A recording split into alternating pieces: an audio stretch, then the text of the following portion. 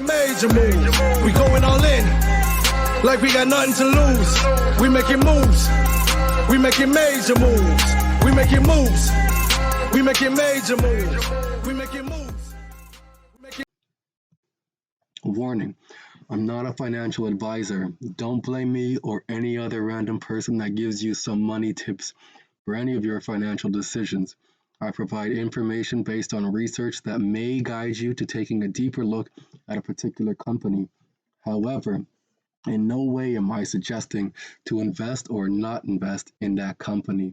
Your decisions are that of your own.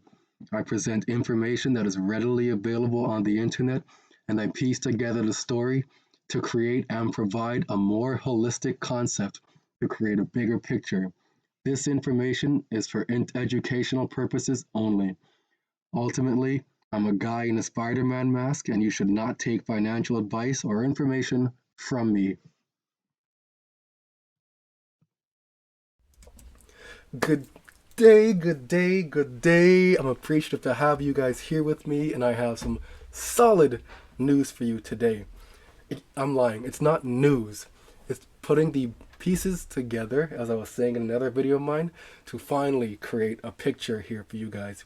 People are here waiting for regulations. Regulations have been formed in the background long time ago already, based off of high-level recommendation.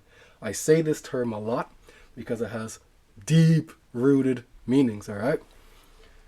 In the words of my man 50 Cent, you ain't never heard a sound like this before, cause I ain't never put it down like this before. All right? If you know that song, put that in the comments below. I stole that from Mick Alfany. He likes to drop little crumbs like that, and I appreciate him and I respect the way he does his videos. So I stole one of his lines. Mick, a lot of respect, no disrespect from me to you. If you guys haven't watched any of Mick Alfany's videos, check him out. Mick, M-I-C-K, Alfany, A-U-P-H-A-N-I-M. Mick Alfany.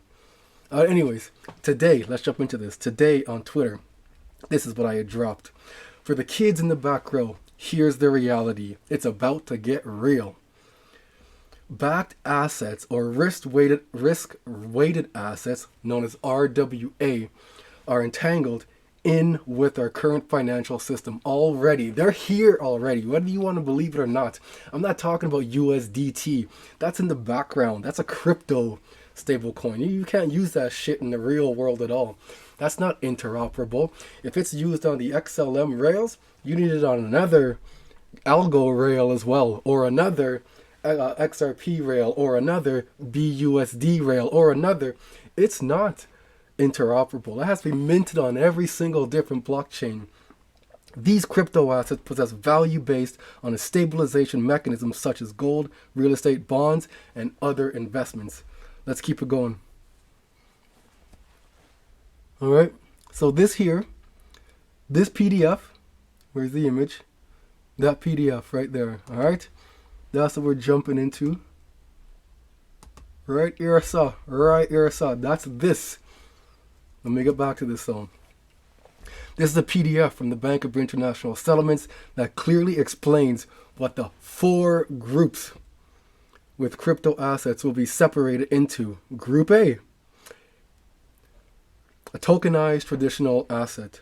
Group A, Group 1A, Group 1B, crypto assets with effective stabilization mechanisms. And I'm going to show you guys all of this, all right? I'll let you see it for yourself, all in front of your eyes. Not my words. I'm not implying anything. I'm just coming straight to the horse, and the horse is right into my ear, and I'm just listening. Go to the horse's mouth, and you'll get all the answers you want. Screw dissemination. Don't need that. Don't need that from third parties, fourth parties, fifth parties. You can get the broken telephone syndrome. I'm not about that life. I go directly to the source of what I want.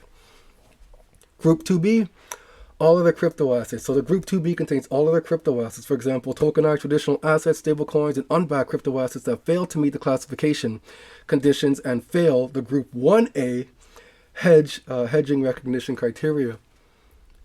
All right? That's what Group 2 is.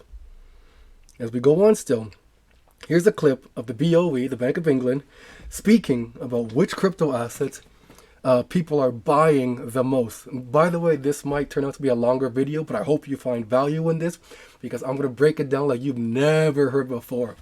I'm not giving you some Moonboy price prediction. Screw that shit. I know what I hold. I'm reading here what I'm holding, and I understand what's going on in the background, and now you'll have a clear understanding too. I don't typically talk with my hands like that. I figure I gotta do it. The point is, if it's you, whatever. I'm sure you can figure out, okay, which crypto has value now that you've learned about the stabilization mechanism. The stabilization mechanism coins are group 1B. Or group 1A. Group 1 has stabilization mechanisms. Sorry, group 1B has stabilization mechanisms. Group 1A are traditional assets. Back to it. Now that you've learned about the stabilization mechanism and which cryptos are being used in everyday business, all right, let's determine which ones are being used. Let's listen to that plus some. I mean, certainly, as you know, we've mentioned in the report, I mentioned in the introduction, there has been a very rapid expansion in the value of the market. And the number is, you know, it's large and growing rapidly, and it is mainly unbacked crypto assets. So unbacked crypto assets are crypto assets without a stabilization mechanism. Crypto with a stabilization mechanism would be XRP, XLM, XDC, Cello, Algorand, the ones that meet ISO compliancy, the one not meet ISO compliancy, but however their operating systems, I want to say, are compliant, or the software is compliant with that new language itself. So the coin isn't necessarily compliant, the operating system is compliant, and that coin is used within that rail of compliancy. All right? Bitcoin, I'm not hating on Bitcoin. Bitcoin is unbacked. Nothing's backing it. People call it a store of value. There is nothing of value within Bitcoin. The only reason Bitcoin holds or people believe it has value is because it's traded, bought and sold back and forth. I bought it at $5 and you believe it's worth more than $5, so I can sell it to you for $10. I'm a brand new person. I see you have Bitcoin that you bought for $10. I believe it's worth more than $10. I'll buy it for you for $12. And that's how Bitcoin has value. It's not a backed crypto asset. As distinct from, in inverted commas, stablecoins, which is another part of the sort of digital world. The point we would make, and it's why we've drawn this distinction between where we are today and where it might go to from here on, is that on its own, that's of course important, but it's not the only thing, because what would of course increase the financial stability risks quite rapidly would be to take that sort of market value of activity and then find it's being used, for instance, in ways that create leverage, that then start to rapidly increase the... So, what he's talking about there, if you take unbacked crypto assets and begin to leverage it, which means you're adding more value to it, again, begin to leveraging it, so it's not $5 anymore. I'm going to put this in a crypto custodian, and I'm going to leverage the value of that now and pay for something else. That's what that is. The more you leverage these things, he's saying it's going to create instability within our economy and can exponentially cause issues within the economy. All right? That's what he's saying. Where's this mouse? Here we go. You know, the notional value, but also create within it complexity as well. Now, you know, we haven't seen that yet. But, you know, we hear talk about that sort of thing. And we're at the point now where, you know, if you look back in history, that's the sort of thing that can now happen. And we're there right now. People are, oh, hurrah, freedom. I'm not going to get trapped in this CBDC. Screw CBDCs. They're going to be able to do this, that, and the other. And the way for freedom is go to Bitcoin. Hurrah. They told you what's going to happen already, because Bitcoin is not a stable coin, is an unbacked coin. It'll create instability within the system. Let's keep listening and hear what they intend to do to these unbacked cryptocurrencies. Again, not my word. This is here, a financial stability report press conference back December 2021 by the Bank of England. One of these individuals here talking is Sir John Cunliffe. I believe he is the president of the BOE. He is also on the board of the FSB, Financial Stability Board. All right, learn how these big players move around the chess here, the chessboard, this chessboard here. All right. Therefore, that's why we've taken the position we have, which is, it probably isn't a financial stability risk today, but it has all the makings of something that could become one. And it's important as authorities, and I use that term in the plural because this has got to be an international approach that we do now, design and come up with sensible policies to put this within a sort of public policy regulation framework. John, do you want to? Yeah. All right. On to the next video immediately, okay? Design and come up with sensible policies to put this within a sort of public policy regulation framework. John, do you want to? Yeah, I'd say, Andrew, in line with that. I mean, Oops. There we go. Design and come up with sensible policies to put this within a sort of public policy regulation framework. John, do you want to? Yeah, I'd say, Andrew, in line with that. I mean, that is Sir John Cunliffe. That's who's speaking now. John, do you have anything to say about that? All right. a very large part of this is, you say, the very rapid growth of the value of unbacked crypto assets. And then we're also seeing just more integration in what I call the traditional or the conventional financial sector. So that's banks wanting to offer sort of some services like custodian services or trading, which are not on their balance sheet, but also market making, which would be on their balance sheet. Did you hear that? Market making from stable coins will be on their balance sheet. Stable coins, not unbacked crypto. Okay?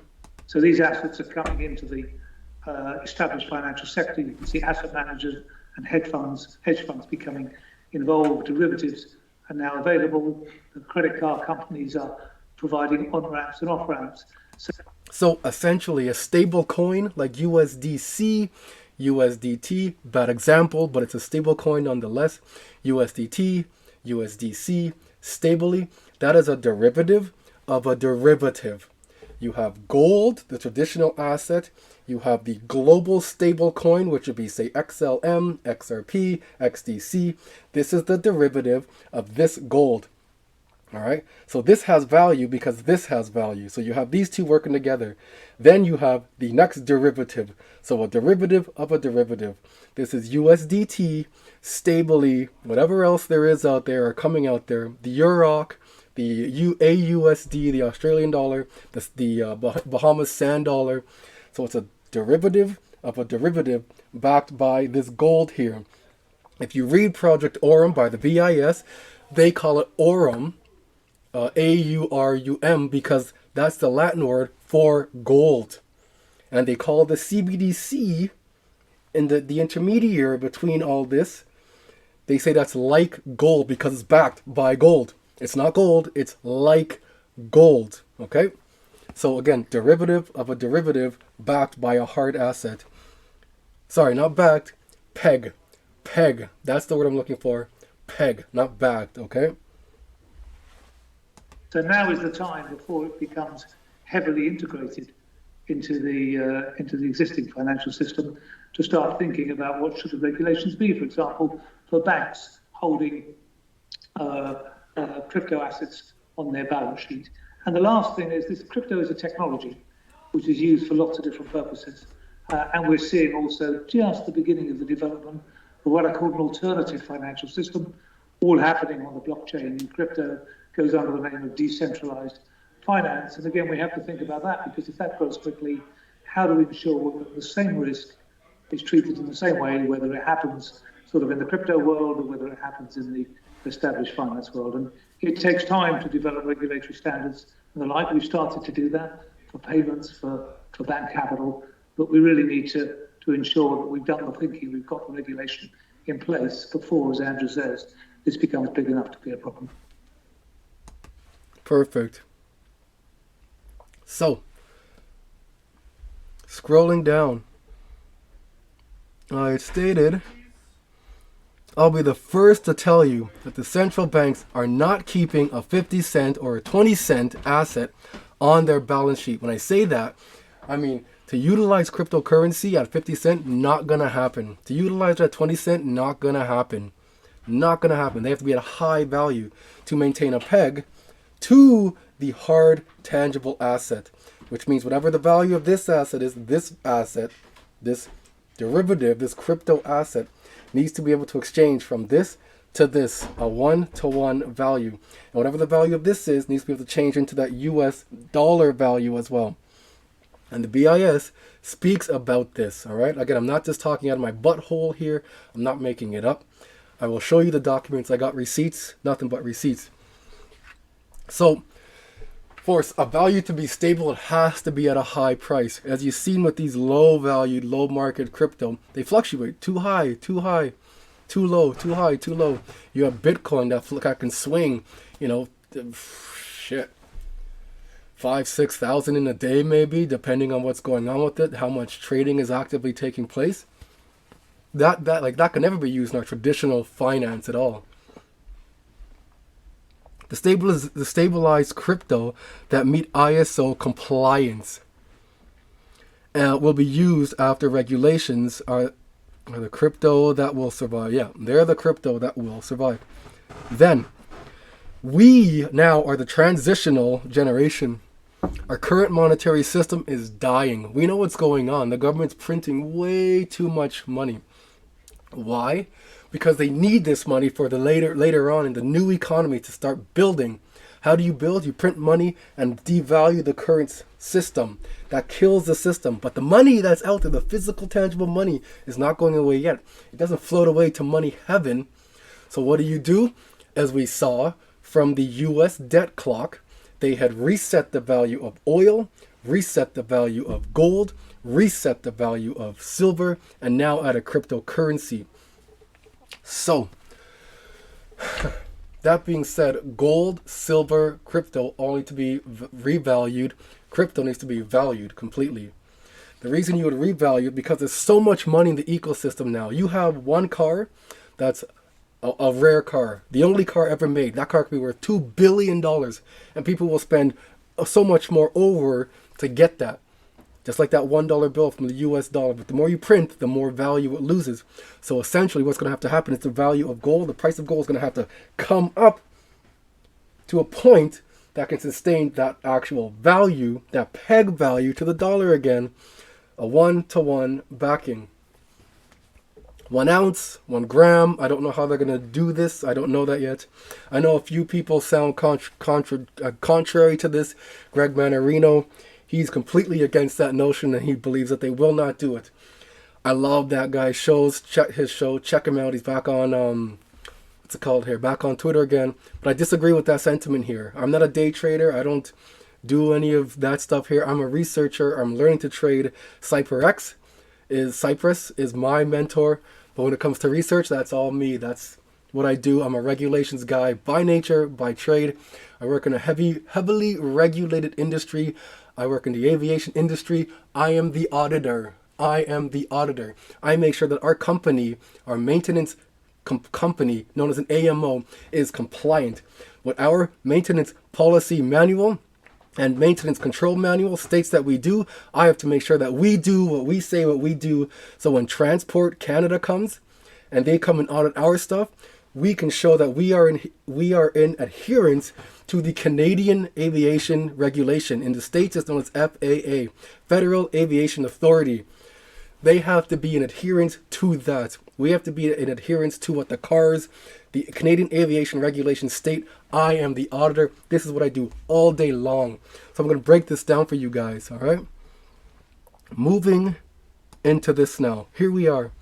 This is, let me get rid of this stuff here and show you guys bigger so you can see. This is what I showed everybody today. The prudential treatment of crypto asset exposure. This came out in December 2022, 2 months ago, three months ago, December, January, February, 2 months ago. That's some quick maths for y'all. Tell a man's now hot. Said take off your jacket. So the man's not hot. Okay, Group 1 assets. We just went over the 4 groups, Group 1A, Group 1B, Group 2A, Group 2B. Here we go, Group 1. This is from the horse's mouth now. Group 1 assets. Those that meet in full a set of classification conditions. Group 1 crypto assets include tokenized traditional assets, Group 1A, and assets with effective stabilization mechanisms, 1B. Group 1 crypto assets are subject to capital requirements based on the risk weight of underlying exposure as set out in the existing Basel framework. I guess I should pull it up for you guys one time, huh? Anyways, Group 2. These are those assets that fail to meet any of the classification conditions. As a result, they pose additional and higher risk compared to Group 1 assets, and consequently are subject to a new prescribed conservative capital treatment. In addition to any tokenized additional traditional assets, the stable coins that fail the classification condition. So that's what a stablecoin is. Some stablecoins might not meet the classification. There could be algorithmic stablecoins, right? That doesn't meet the Group 1 classification. Group 2 includes all unbacked crypto. Bitcoin is unbacked. I don't care what argument you bring to me. Bitcoin is unbacked. I don't care what freedom you think you're going to come off of with your hurrah, la-di-da, whatever. This isn't a fight for freedom. This is an investment, and you need to make sound decisions. To make sound decisions, you must learn, all right? So sit down, gather around, let's teach. A set of hedging recognition criteria is used to identify those Group 2 crypto assets where a limited degree of hedging is permitted to be recognized, Group 1A, and those where hedging is not recognized, Group 2B. Additional key elements of the standard include infrastructure risk on, an add-on to the risk-weighted, whoops, let me just change that. An add-on to the risk-rated, okay, it's touchscreen, that's why it's doing that. To cover infrastructure risk for all Group 1 assets that authorities can activate based on any observance weaknesses in the infrastructure on which crypto assets are based. So this is the framework now to which regulations can exist. You need, in terms of a home, you need the foundation. This is the foundation. And within this foundational document, there's going to be the structure now. You're going to have that framework. You're going to have all the 2x4s and 4x4s and anything you need that counts as infrastructure, that counts as the base layer. Before you get the electrical, before you get the drywall, before you get the insulation, before you get windows, you need a foundation and you need a structure. That's what we're talking about. Group 2 exposure. A bank's total exposure to Group 2 crypto assets must not exceed 2%, all right, of the bank's Tier 1 capital and should generally be lower than 1%, banks breaching the 1% limit. Oops, gotta scroll again. Will apply the more conservative Group 2B capital treatment to the amount by which the limit is exceeded. Breaching the 2% limit will result in the whole of Group 2 exposure being subject to the Group B capital treatment. So if you breach that, you're going right to Group B and nothing at that. At that point, your risk weight is 1,250%. That's for the banks. They don't want to be in that because that's going to put more risks on them to hold that. So Group 1, I keep touching it. Group 1, here we go. Meets classification condition. Group 2 does not meet classification condition. Group 1, tokenized traditional assets. Group 2, tokenized traditional assets, stablecoins, and unbacked cryptocurrencies. So again, Group 2 stablecoins are algorithmic stablecoins, coins without backing. All right. Where's my mouse? I can't see. Shit in this mask. All right. Capital treatment generally based on existing Basel framework. Basel is what indicates, well, I guess, what we can consider currency now. You know, what has value, like real estate, fine cheese, fine wines, things along those lines, right? Gold, silver, palladium, iridium, things along those lines. Group 2, adapted market risk rules with netting and 100% capital charge. Then here, the risk weight is 1,250%. Who's going to hold that? There will be some hedge funds that decide to hold that because they can make a shitload of money. Pardon my language. They can make money, okay? There we go. Here they're talking about the peg value, but we're going to skip ahead and I'll show you the breakdown of the peg value. That's why I'm jumping ahead. I keep touching the screen. It's a touch screen. Okay. The prudential treatment of central bank digital currencies is not described within the Basel framework. They're not in there yet. So the committee will give them further consideration to the treatment of a CBDC as they're issued. That's why you hear all this FUD, fear, uncertainty, and doubt on CBDCs. Oh, they're going to lock us out. Oh, they're going to take your money. They're going to reverse it. They're going to this. They're going to A, B, C, and D. Anyways, when you go to a bank and you send your money to the wrong person or you want something reversed for whatever reason, you can do that. That's what that is. You're going to have the government who is the mouthpiece who puts out all this fear. They own the media. The government owns the media. Back in 2019, the Liberal government in Canada had bailed out the media for $600 million. There's $32 million people in Canada, the population. They could have given each person $3 million and they would have been fine still. But they bailed out the media for $600 million. So they say what they want in the media. So when you see all this fear marketing, that's what it is, fear marketing. But behind the scenes, I'm showing you here right now, they said they haven't had that into consideration yet. There is nothing along those lines. There's a different projects that they're working on. Let me show you. All right. Here on the BIS website, here's the different projects they're working on. Have a read, familiarize yourself with it. Demystify what these projects are about. Get rid of that fear in your life. Why would you go into an investment based off of fear? Hooray, Bitcoin. Don't invest emotionally. Money and emotion do not mix. All right? Here's the new project that just dropped today, Project Polaris. This is all about secure and resilience CBDC systems for offline payments. Here's Project Aura. Here's Project Sella, Project Tourbillon, Project Mariana. Have a look at these, man. Go through. Right in the BIS innovation website here. Project Enbridge, Icebreaker. Let me go down to Project Aura and show you guys this just quickly. And I want to show you one. I had done a video on this. Project Genesis. This is all about XLM. Here is Project Aurum. Just quickly, okay? Where's the PDF? Did they change the website up for me now? They changed it. But even here, they're talking about the Chinese US CBDC. But they changed it up. They don't have the PDF here anymore. They got rid of that. Slick. I saved it. I just have to go through which one it is. Anyways. So the way this works, just to give you a quick overview, I'm going to go back up here. CSCO 60 right here, crypto exposures. Those are created from definitions that exist already, okay?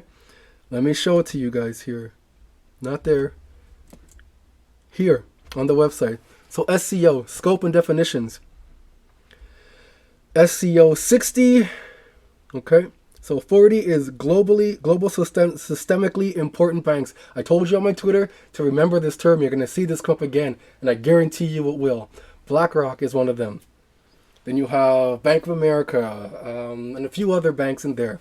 And there's a way to determine whether these banks are systemically important banks. Anyways, 60, here it is. Crypto asset exposure. So that's what that is. It's a definition. It's a term. It's how you find that particular PDF or that particular information that you're looking for. I hope you guys are learning something from this, man, because this is like some real information. You're not going to hear from these influencers. I'm not an influencer. I'm a researcher who adheres to regulations. So I have to know what I'm talking about before I talk about it. All right? Keep going down. I believe there was one more I want to show you guys too. So over here, another document from them, the consultative second consultation on the prudential. So the one I'm showing you guys right now was the final draft. This one here is the one before that final draft. All right. That one was December. This one here is June, right there. Sweet. I did that with my finger. I hope this video is not too long. But either way, y'all gotta learn, man. I can't subscribe to the 10-minute videos all the time. Sometimes you need to sit down and do some real studying. And if you have a hard time sitting and reading, by all means, let me do the reading here for you guys. I don't mind reading this stuff there. All right, so here where they were considering adding this. And then in the final one, you saw it in there, what the final draft looked like. That's what these hash marks are. They're considerations. So here is, they're talking about a basis risk test, okay? Let me go back to my Twitter and show you, or let you hear what they are talking about a basis risk test. Okay. Where are we? Nope, back from there. No, not this one. I think we are getting a hata. Okay, is this it here? Banks' risks to hold unbacked crypto. Here we go. On the crypto question, it's the Basel Committee. That risk weight you. By the way, in sign language, I mean, you guys see me doing this. In sign language, just means to listen. Okay. Thank you. You cited it's right, but of course that tackles one bit of the financial stability landscape, which is the exposure of banks. We're making a broader point now. John was quite correctly describing it earlier.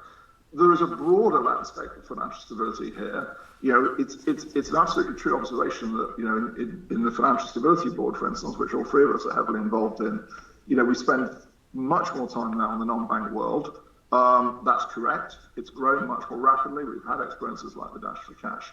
So we have to look at crypto not just through the lens of, what if banks get exposures to it, but also how it fits into the broader financial market world, the broader non-bank financial world. So there are a whole range of issues which the FSB is heavily engaged on now, which go beyond the particular point that the Basel Committee is addressing.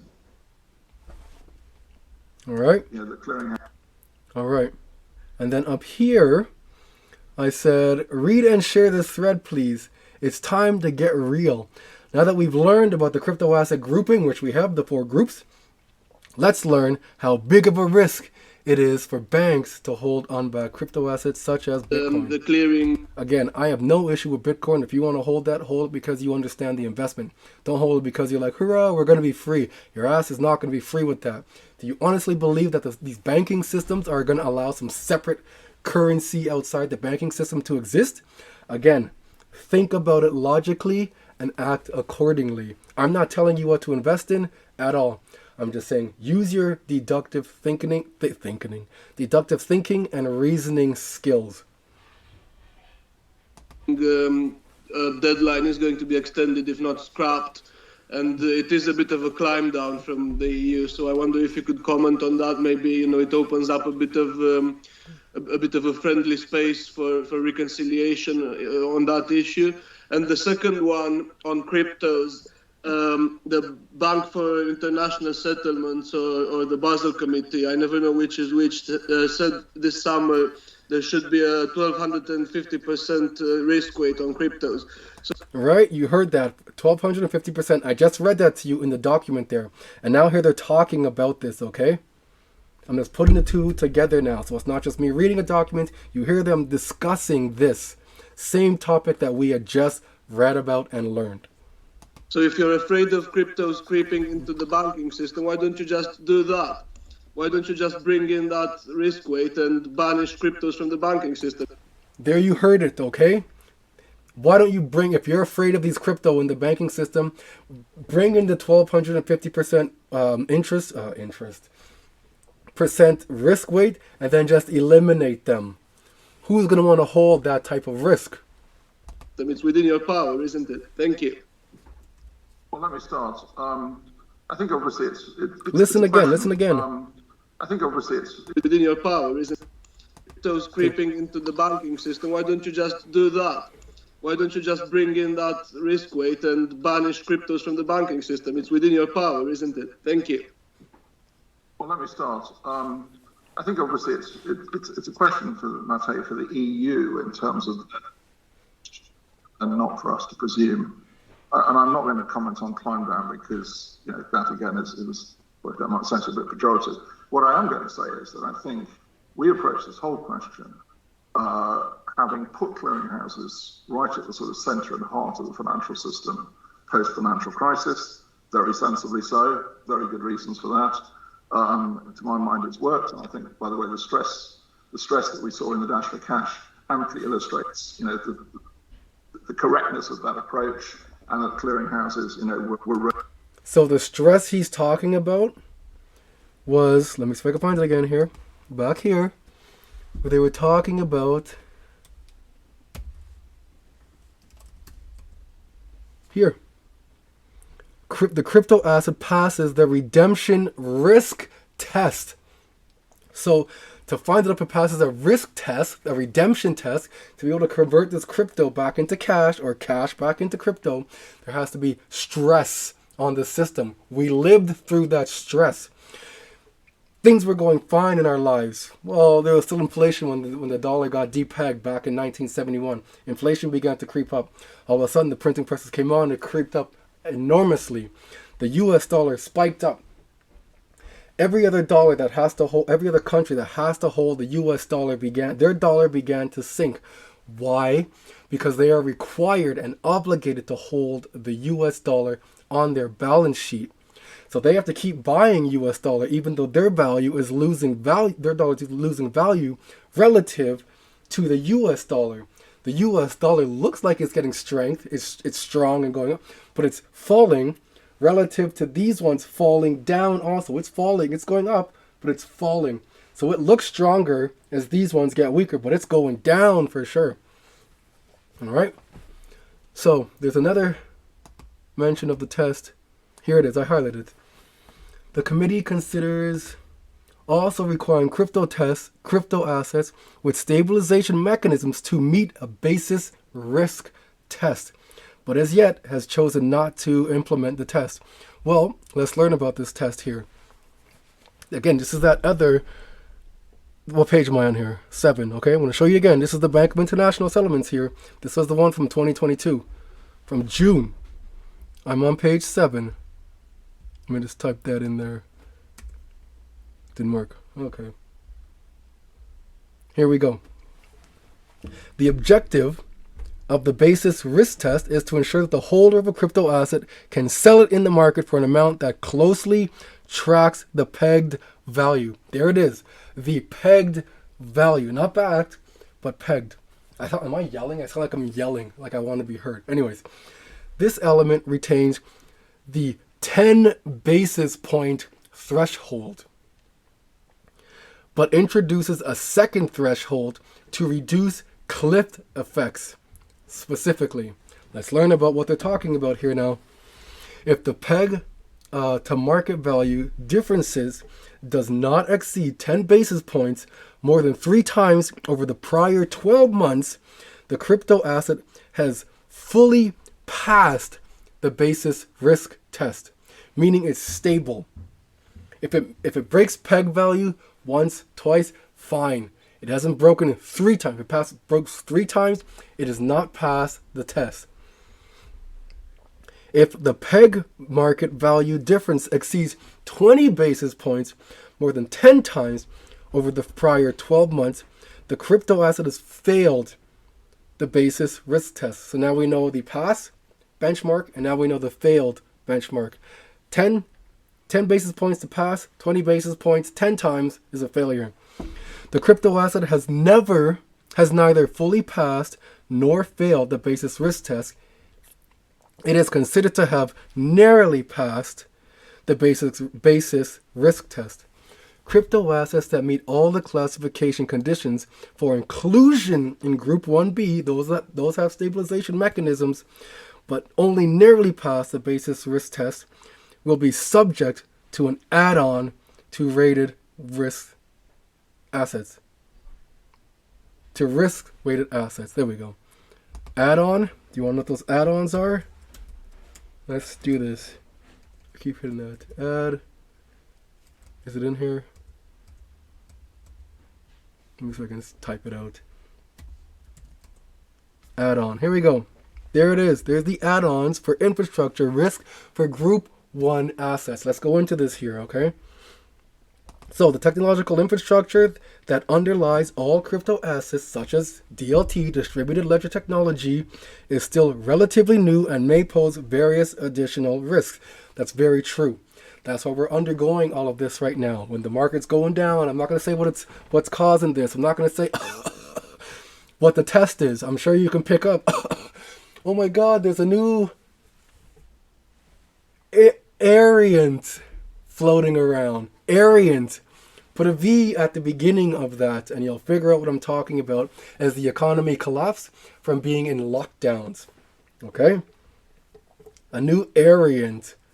Variant V for those who speak Pig Latin. Okay? It is still relatively new and poses various additional risks, even in cases where the crypto assets comply with the Group 1 classification conditions. Therefore, authorities may have the power to apply an add-on to the capital requirements for exposure to Group 1 assets. The add-on for the infrastructure described above will initially be set as 0, but will increase by authorities as based on any observed weakness in the infrastructure used by Group 1 crypto assets. Oh, I feel so good. All right, there is the framework. Regulations are, I don't want to say inbound. They have them. They have the infrastructure needed to have inbound. All right, they're here. They are here. Did I want you to hear this? I saw that, Project Aurum. Let me just play this quickly. This might be something I wanted you to hear. And what happens? I think I would just add one brief point, which is that obviously some of our banks are active in this market, and we've included a 5 billion hit on leverage lending in the stress test because we do think it's something that would be a source of. You heard that? 500 leverage lending for the stress test. The stress test, which we had just went over and learned about. That's what all this is about. All this is about. USDC being utilized on Stellar XLM rails came out from 2021 in December. The NBC, National Bank of Ukraine, NBU, National Bank of Ukraine had posted an article stating they're going to be collaborating with Tascom and Stellar to do this. And then a year later, 2022, literally a year and a day later, December 16th, 2022, comes out that Stellar USDC on the back of Stellar Rails will be being utilized to help the refugees in Ukraine. How did they know about this a year prior? Think about that. How did they know about this a year prior? I may or may not be implying something here. I hope my channel doesn't get blown up and shut down. I'm just trying to drop some real information here for you guys, and I hope you do appreciate it. I care about you lots. I love you lots. And that's why I'm not monetized by any means. I have maybe 160 something followers here, and I treat my 160 followers with nothing but respect. I got you guys. I hope this grows. My channel grows. Share this content, share this information, because this is fire information that people need to know. They need to know what's going on, and you will not hear it as raw as I give you. I'm not talking future projections. I'm talking exactly what's going on behind the scenes right now and what's causing this. How we got to where we are based on what's coming out of the Bank of International Settlements, these various projects, these different national central banks, how they're doing this, what they're doing this, and how they plan on implementing and rolling this stuff out. I hope I provided value for you guys today. Love you lots. Have a good night. Until the next one. Making major moves. We going all in. Like we got nothing to lose. We making moves. We making major moves. We making moves.